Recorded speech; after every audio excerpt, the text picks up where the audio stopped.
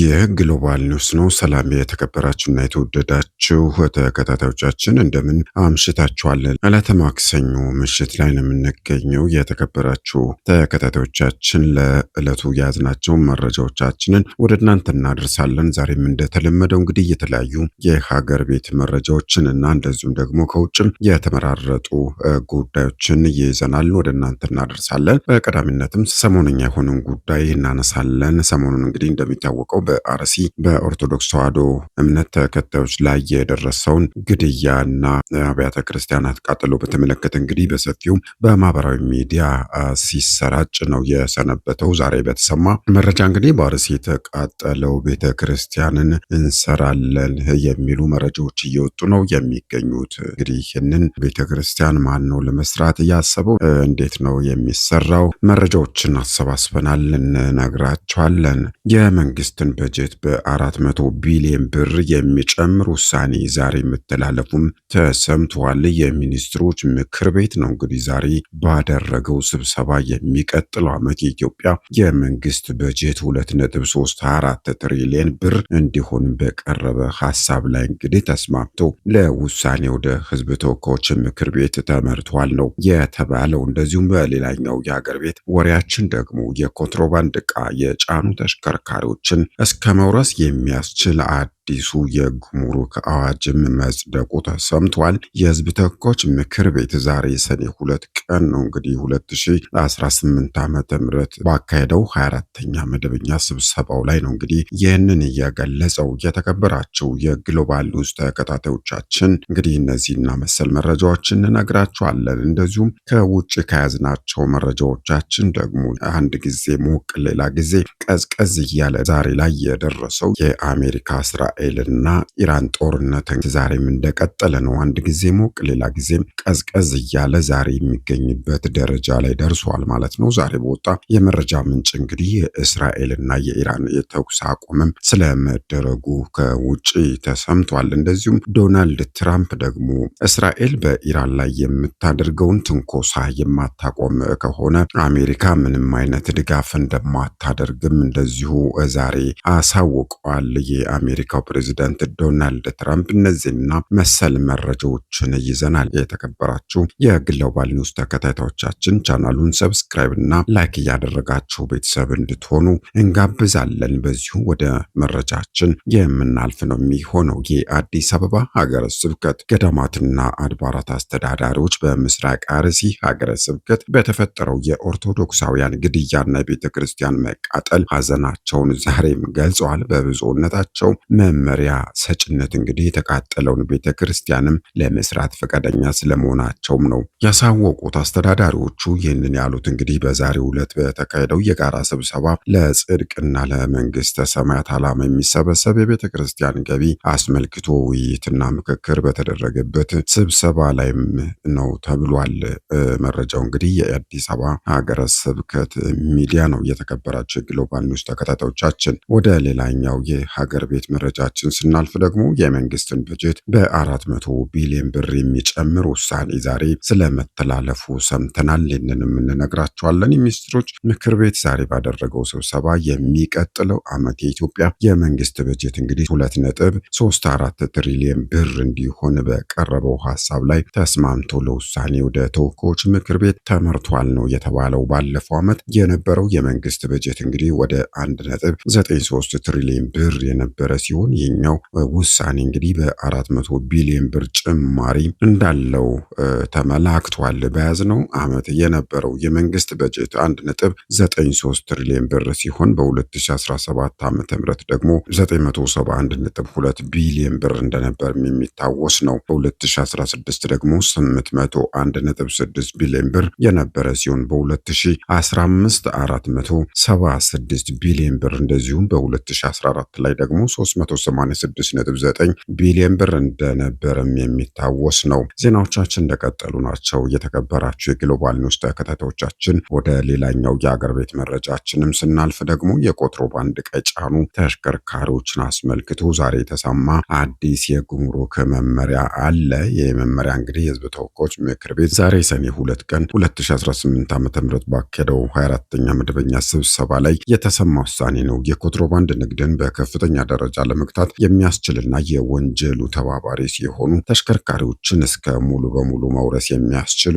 ጠንካራ የቅጣት ድንጋጌዎች የያዘውን የጉምሩክ ማሻሻያ ረቂቅ አዋጅም በአብላጫ ድምፅም ማጽደቁ ነው የተሰማው። አዲሱ ማሻሻያ አዋጅ እንግዲህ የጸደቀው በምክር ቤቱ አባላት መካከል ሰፊ ክርክር ከተደረገበት በኋላ በሁለት ተቃውሞና በአብላጫ ድምፅም ስለመሆኑ ታውቋል። የጸደቀው አዋጅ በኮንትሮባንድ እንቅስቃሴ ላይ በተሰማሩ አካላት ጠንካራ እርምጃዎችን ያስቀምጣል ተብሎ ነው የሚጠበቀው። ከዚህ ቀደም እንግዲህ በስራ ላይ በነበረው አዋጅ የኮንትሮባንድ ዕቃ የጫኑ ተሽከርካሪዎች ባለቤቶች ይጣልባቸው የነበረው 100 ሺህ ብር የብር ቅጣት ዝቅተኛ በመሆኑ ወንጀሉን ከመቀነስ ይልቅ እንዲባባስ ማድረጉ በምክንያትነት ሲጠቀስ ከርሟል። በመሆኑም አዲሱ ማሻሻያ እንግዲህ እንደ ነገሩ ክብደትና እንደ ጭነቱ መጠን የገንዘብ ሚኒስቴር በሚያወጣው መመሪያ መሰረትም ተሽከርካሪን እስከ መውረስም የሚያደርስ ቅጣት ይጥላልም ነው የተባለው። በተለይም ዕቃዎችን ለመደበቅ የሚያስችል ተደርጎ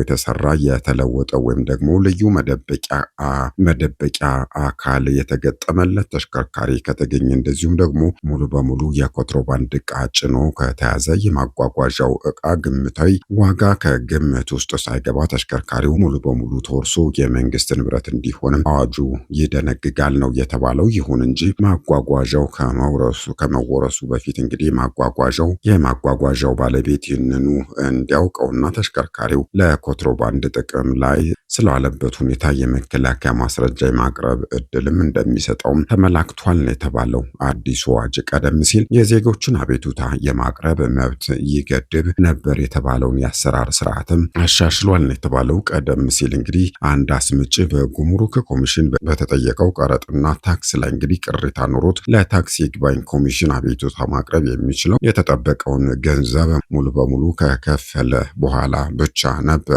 በአዲሱ ማሻሻያ ግን አስመጪው ያመነበትን ቀረጥና ታክስ ልከፍል አይገባም የሚለውን አከራካሪ ቀረጥና ታክስም 50 በመቶ ብቻ በማስያዝ ይግባኝ ማቅረብ የሚችልም ተደርጓል የተባለው። በተጨማሪም አስተዳደራዊ ግዴታዎችንም ባልተወጡ አካላት ላይ የገንዘብ ቅጣቱ ከፍ እንዲልም የተደረገ ሆኗል ማለት ነው። የተጣለባቸውን ግዴታ ያልተወጡ አጓጓዦችን በኮንትሮባንድ የተላለፉ ባለቤቶች፣ የጉምሩክ ሕግ የተላለፉ የመጋዘን ባለ ፈቃዶች እንደዚሁም ደግሞ በጊዜያዊነት ወደ አገር ቤት ያስገቡትን ዕቃ የጊዜ ገደቡ ሲጠናቀቅ ያላስወጡ ግለሰቦች ላይ ጠንካራ አስተዳደራዊ ቅጣት ተጥሏል ነው የተባለው። ማንኛውም አጓጓዥ በተወሰነው የጊዜ ገደቡ ውስጥ እንግዲህ የመንገደኞች ወይም ደግሞ የጭነት መግለጫ ካላቀረበ ከተፈቀደለት ሰው ውጪ ሌላ ግለሰብ ወደ ማጓጓዣው እንዲገባ ካደረገ ወይም ደግሞ ማጓጓዣው ከጉምሩክ ወደብ እንዲወጣ ከተወሰነ በኋላ በቂ ምክንያት ለጉምሩክ ሹሙ ሳያስረዳና ፈቃድ ሳያገኝ እንዲቆይ ካደረገ ከ4,000 ብር እስከ 10,000 ብር የማይበልጥ የገንዘብ መቀጮ እንደሚቀጣም ነው አዋጁ የደነገገው። ይህ እንግዲህ አዲስ የተሻሻለው አዋጅ በህገ ወጥ የኮንትሮባንድ ንግድ ላይ የሚሳተፉ አካላትን ቁጥር በከፍተኛ ደረጃ ለመቀነስና የሀገሪቱን የኢኮኖሚ ደህንነት ለመጠበቅም ትልቅ እገዛ እንደሚያደርግም ነው የተገለጸው። የተከበራችሁ ግሎባል ኒውስ ተከታታዮቻችን ዜናዎቻችን እንደቀጠሉ ናቸው። ከውጭ ከያዝናቸው መረጃዎቻችን ደግሞ የአሜሪካው ፕሬዝዳንት ዶናልድ ትራምፕ ከእስራኤል ጠቅላይ ሚኒስትር ቤንጃሚን ኔታንያሁ ጋር ባደረጉት ሞቅ ያለ የስልክ ውይይት እስራኤል ከኢራን ጋር ወደ ጦርነት የምትገባ ከሆነ አሜሪካ ድጋፏን ልታቋርጥ እንደምትችልም ማስጠንቀቃቸውን አክሲዮስ የተባለ የዜና አውታር ዘግቧል። የዜና አውታሩ እንግዲህ ዛሬ በወጣው መረጃ መሰረትም ኢራን በእስራኤል ተደጋጋሚ የሊባኖስ ጥቃቶች ምክንያትም ከአሜሪካ ጋር የጀመረችውን ድርድር ማቋረጧን ባለፈው ሳምንት ካሳወቀች ወዲህ ፕሬዚደንት ትራምፕ ከእስራኤሉ ጠቅላይ ሚኒስትር ጋር ተደጋጋሚና እንደዚሁም ውጥረት የበዛባቸው የስልክ ልውውጦችን አድርገዋል ነው እየተባለ የሚገኘው። የኢራን የሰላም ስምምነት ቅድመ ሁኔታ በሁሉም ግንባሮች ግጭቶች እንዲቆሙ የሚጠይቅ ሲሆን ይህ ደግሞ እስራኤል ለሄዝቦላ ጥቃቶች አጸፋ ለመስጠት መጋቢት ወር ላይ ጥቃት ከጀመረችበት እና እንደዚሁም ከ3700 በላይ ሰዎች ከተገደሉበት ሊባኖስ ጋር የተያያዘውንም ያካትታል ነው የተባለው። አክሲዮስ እንዳስነበበው ከሆነ ትራምፕ ከሚዲያው ጋር ባደረጉት የስልክ ቃለ መጠይቅ ኔታንያሁ ከኢራን ጋር ወደ ጦርነት ከተመለሰ ብቻውን ሊዋጋ እንደሚችል በግልጽ ማስጠንቀቃቸውን ተናግረዋል። ትራምፕ ቀደም ሲል በነበራቸው የስልክ ቆይታ ኔታንያሁን በከባድ ቃላት መተቸታቸውን የሚያሳዩ የወጡ ዘገባዎችንም አረጋግጠዋል። የቢቢሲ የሰሜን አሜሪካ አዘጋጅ ሳራ ስሚዝ እንዳለችው ደግሞ ትራምፕ ሰኞ ዕለት በስልክ እንዳነጋገሯትና የእስራኤሉን መሪ ጤናማ አስተሳሰብ እንዲጠቀሙ ማሳሰባቸውንም ገልጸዋል። አክለውም ከኢራን ጋር በጣም ጠንካራ ስምምነት ለመፈጸም እጅግ ተቃርበው እንደነበረም ነው ትራምፕ የተናገሩት። ኢራን እንግዲህ ያስወነጨፈቻቸው 11 ሚሳኤሎች ሁሉም በአየር ላይ መክሸፋቸው የተነገረላቸው ሲሆን ከተተኮሱ በኋላ እንግዲህ እስራኤል አጸፋዊ እርምጃ እንዳትወስድም ትራምፕ ኔታንያሁን ለማሳመን መሞከራቸውን በርካታ ዘገባዎችም ጠቁሟል። ነገር ግን ትራምፕ ከኔታንያሁ ጋር በስልክ ሲነጋገሩ የእስራኤል ሚሳኤሎች ቀድመው በመንገድ ላይ እንደነበሩ ኔታንያሁ እንደነገሯቸውም ገልጸዋል ማለት ነው። እስራኤል በቤሩት ያደረሰችውን ጥቃት ተከትሎ ታዲያ ባለፈው ሚያዝያ ወር ላይ ከተደረሰው የተኩስ አቁም ስምምነት በኋላ ለመጀመሪያ ጊዜ እሁድና ሰኞ ዕለትም እስራኤልና ኢራን የእርስ በርስ ጥቃት መለዋወጣቸውም የሚታወስ ነው። የኢራን ዋና አስተዳዳሪ ሙሐመድ ባገር ቃሊባፍ በሊባኖስ ላይ የተሰነዘረው ጥቃትና በኢራን ወደቦች ላይ የተጣለው የባህር ላይ እገዳ አሜሪካና እስራኤልን ህጋዊ የጥቃት ኢላማዎች እንዳደረጋቸውም ነው የተናገሩት። እሁድ ዕለት በኤክስ ገጻቸው ላይ ለተኩስ አቁም ቁርጠኛ አይደሉም፣ በውይይትም አያምኑም ሲሉ አቋማቸውን አንጸባርቀዋል። በመጨረሻም ኢራን የአሜሪካውን ፕሬዝዳንት ጦርነቱን ሙሉ በሙሉ በእስራኤል ፍላጎት አስጀምረዋል ስትል የከሰሰች ሲሆን ይህ ደግሞ በሀገር ውስጥ ያሉ የትራምፕ ተቺዎች ከሚያነሱት ሀሳብ ጋር ይመሳሰላል ነው እየተባለ የሚገኘው። ትራምፕ እንግዲህ በበኩላቸው ዋነኛ ውሳኔ ሰጪው እርሳቸው መሆናቸውን በመከራከር እስራኤል እርሳቸው ከኢራን ጋር የሚስማሙበትን ማንኛውንም ስምምነት ከመቀበል ውጭ ሌላ አማራጭ እንደማይኖራትም ነው በቅርቡ መናገራቸው የሚታወሰው። ይህ በእንዲህ እንዳለ ታዲያ ዛሬ በወጣ የመረጃ ምንጭ እስራኤልና ኢራን የተኩስ ማቆማቸውን የተሰማው ዘላቂ መፍትሄ ያልተገኘለት የእስራኤልና ኢራን ጦርነት እንግዲህ አሁንም የቀጠናው ብሎም ደግሞ የዓለም ችግር ሆኖ እንደቀጠለ ነው የሚገኘው። ሁለቱ ባላንጣ ሀገራት እንግዲህ ባሳለፍነው ሚያዝያ ወር ላይ የተኩስ አቁም ስምምነት ላይ መድረሳቸውን ተከትሎ የቀጠናው ውጥረትም ጋብ ብሎ እንደነበርም የሚታወስ ነው። ይሁን እንጂ በትናንትናው ዕለት እንግዲህ በሀገራቱ መካከል እንደ አዲስ ያገረሸው ጦርነት የአካባቢውን ውጥረት በድጋሚ እንዳያንረው ተሰግቶ እንደነበርም የቢቢሲ ዘገባ አመላክቷል። በጥቃቱ ኢራን እንግዲህ በእስራኤል ላይ የሚሳኤል ጥቃት እየፈጸመች ሲሆን በተመሳሳይ እስራኤል በኢራን ወታደራዊ ኢላማዎች ላይም አጸፋዊ እርምጃ መውሰዷም የሚታወስ ነው። የአሜሪካው ፕሬዝዳንት ዶናልድ ትራምፕ የእስራኤልና ኢራን ግጭት እንደ አዲስ በመቀስቀሱ ሀገራቱ አንዳቸው በሌላኛቸው ላይ የሚፈጽሙትን ጥቃት እንዲያቆሙም ነው የጠየቁት ማለት ነው። በዛሬው ዕለት እስራኤልና ኢራን የተኩስ አቁም በድጋሚ ካልተጣሰ በስተቀር ምንም አይነት ጥቃት እንደማይፈጽሙም አስታውቋል ማለት ነው። የእስራኤል ጠቅላይ ሚኒስትር ቤንያሚን ኔታንያሁ በሰጡት መግለጫ እንግዲህ በኢራን ላይ የሚፈጸመውን የአየር ጥቃት ለጊዜው መቆሙንም ነው ያመላከቱት። ይሁን እንጂ ከኢራንና ሄዝቦላ ጋር ያለው የቤት ስራ አለመቋጨቱንም አጽንኦት ሰጥተው ተናግረዋል ነው እየተባለ የሚገኘው። የኢራን ጦር በበኩሉ ከኢራን በእስራኤል ላይ የምትፈጽመውን የትኛውንም ጥቃት እንግዲህ ማቆሟን ይፋ አድርጓል።